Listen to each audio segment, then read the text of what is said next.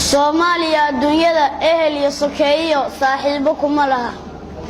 siyaasado guracan oo dhan aanu soconiyo waxa jira saluug weyn abwaan horaa sifeeyo suugaan facweyn buu ku sargooyay sheekada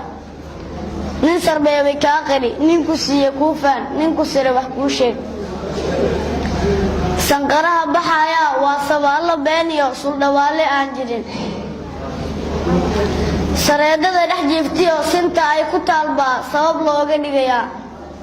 sinjiguurin ma ogalin sumad baanu leenahay Soomaali baan nahay waa su'aal shacabka halkaan saarka joognaa maxay sigasho dhaantaa haddaynaanu sarkeen Soomaali weyn oran ma dadka la sugayaa madaxdan sabi u galay hadday sabata bixiyaan saamiya dameer dhali Soomaaliya dhamaanteed waa sabab barwaaqo bari hore la saamiyay seefaha qarsooniyo ujeedada sirgaxaniyo way socon lugooyadu saboolnimada baadiyo faqriga silacana sabay nooga dhigayaan haddii nabadii suus galay qabiilkiina subaacyahay runtii seeta lagu xiray sanad ka daraniyo saxariiru dhimayo saxmiyaha noolaan sanad ka daraniyo saxariiru dhimayo saxmiyaha noolaan